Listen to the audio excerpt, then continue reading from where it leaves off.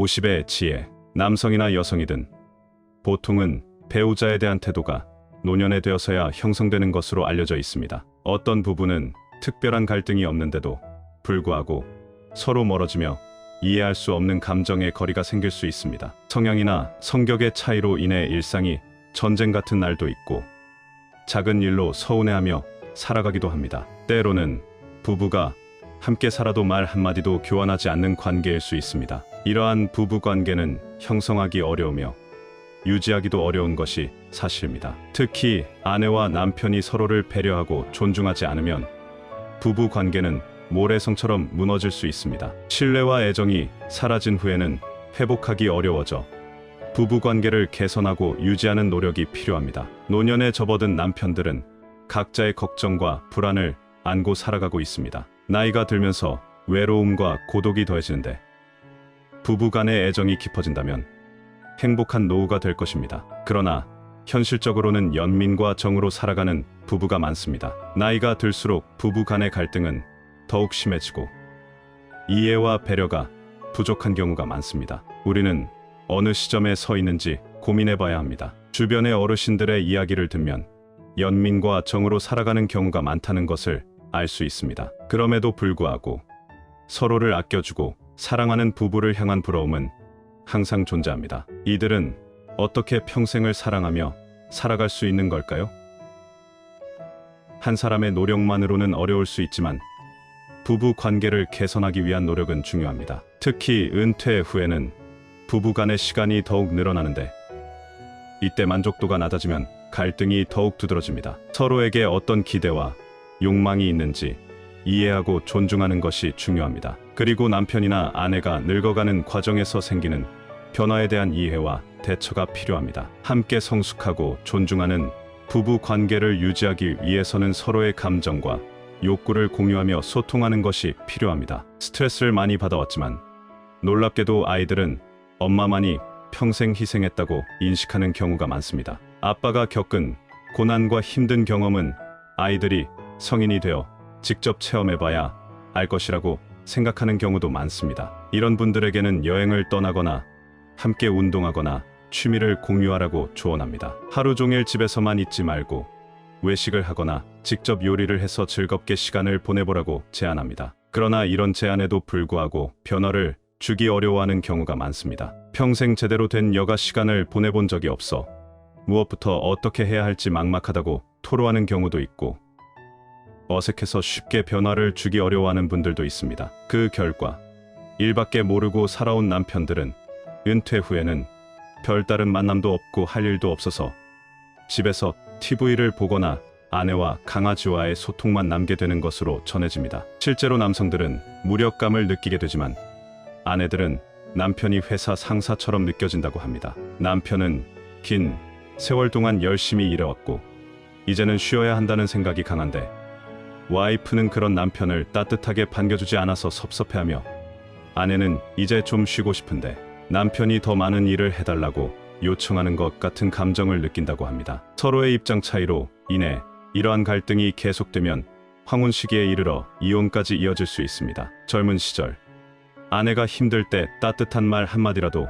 건네며 배려한 남편들은 노후가 따뜻하고 행복한 경험을 쌓는 반면 가부장적 유교 문화에 따라 아내를 식모나 유모로 대해온 남편들은 노후에 서러움을 많이 겪는다는 의견이 많습니다. 어떤 분은 늙어서 아침에 눈을 떴다고 아내한테 맞는 경우도 있다고 합니다. 사회복지사들의 이야기에 따르면 혼자 고독사를 당하는 분들 중에서 할아버지의 비율이 압도적으로 높다고 합니다. 할머니들은 밥도 잘 해먹지만 할아버지들은 손을 못 대는 경우가 많다고 합니다. 그러나 두 백발 노인 부부가 서로 다정하게 손을 잡고 횡단보도를 건너는 모습을 보면 마음이 어떨지 상상할 수 있습니다. 우리는 모두 서로 오래도록 사랑하며 살아갈 수 있는 방법을 찾을 수 있을 것입니다. 나이가 들면서 서로 양보하고 이해하려는 노력을 기울이면 어려운 일은 아닐 것입니다. 부부는 서로를 인정하고 포용하며 미소 짓고 웃으며 살아가야 합니다.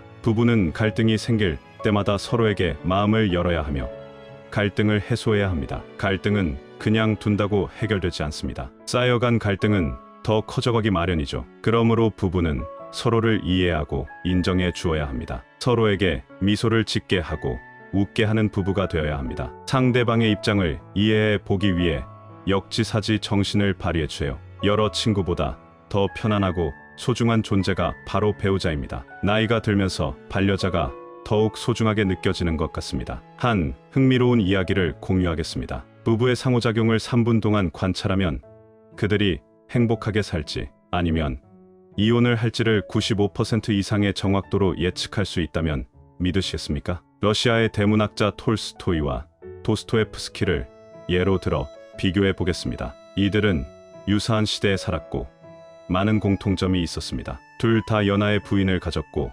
열렬하게 사랑해 결혼했습니다. 그러나 두 작가는 결혼에 대한 다른 관점을 가졌습니다. 톨스토이는 행복한 결혼은 비슷한 양상을 가지지만 불행한 결혼은 각자 다른 모습을 가진다고 썼습니다. 반면 도스토옙스키는 결혼을 꾸준히 노력하고 쌓아가야 한다고 주장했습니다. 그것은 순간적인 사랑이 아니라 영원한 사랑이기 때문이라고 했습니다. 그 결과 톨스토이의 결혼은 불행하게 끝나고 도스토옙스키의 결혼은 행복했고 사랑은 그의 죽음 이후에도 계속되었습니다. 현대 과학에서는 어떤 결혼관이 더 좋은지를 알려주는 학자가 있습니다. 존 가트맨 박사는 50년 가까이 3,600쌍의 부부를 관찰하고 연구한 결과 부부가 상호작용하는 것을 3분 동안 보면 그들의 행복 여부를 95% 이상 정확도로 예측할 수 있다고 합니다. 호감이 많고 서로를 잘 알고 있다는 것이 행복한 부부의 공통된 특징이라고 합니다. 이를 위해 대화가 중요하며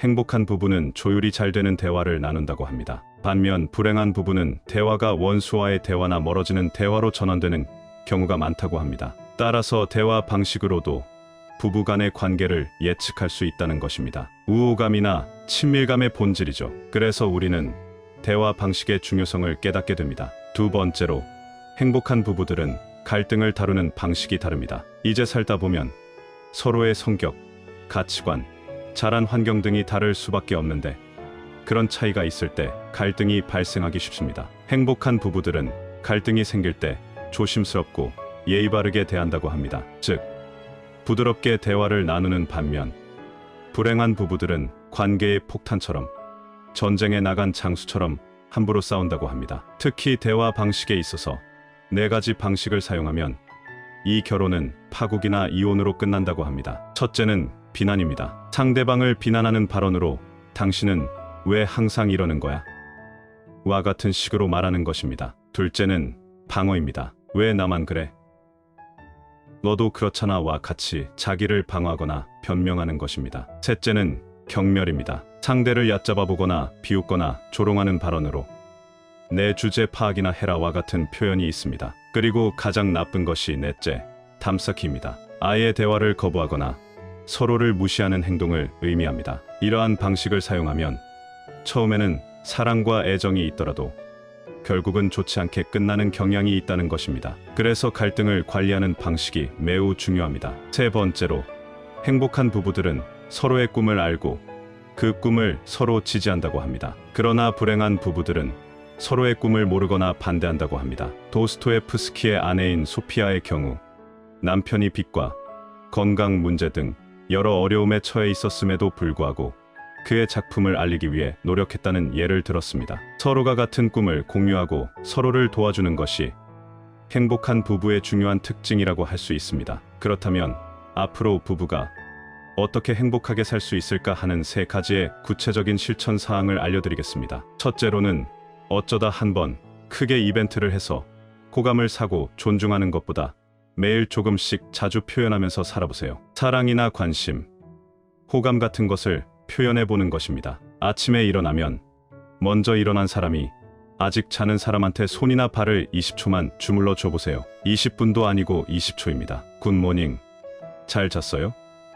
이 정도의 표현으로도 충분합니다. 그리고 누군가 약속이 있거나 일이 있어서 나갈 때 포옹을 해주세요. 앉자마자 바로 벗어나지 마시고 서로의 심장과 체온을 느껴보세요. 그리고 일이 끝나고 돌아왔을 때도 한번 안아주시는 겁니다. 마지막에 저녁을 먹고 나서는 조금 여유가 있으니까 그땐 아침에 늦게 일어났던 사람이 10초이자 덧붙여서 30초 동안 어깨나 손이나 발을 주물러 주는 것입니다. 달살 돋는다고 생각하지 마시고 이런 사소한 습관이 쌓이면 정말 좋습니다. 그렇게 스킨십을 하면서 대화도 많이 나누시고 자연스럽게 마음도 표현해 보세요. 인간은 서로의 피부가 닿는 것만으로도 따뜻함과 안정감을 느낀다고 합니다. 이렇게 조금씩이라도 자주 표현하게 되면 긍정성이 누적되고 쌓이기 때문에 갈등 상황이 벌어졌을 때 좀 더 유연하게 대처할 수 있습니다. 나이 들어서까지 정말 죽기 살기로 비난하고 방어하거나 경멸하고 담쌓기 하면서 살지 마세요. 이제는 눈앞에 닥친 갈등에 대해서도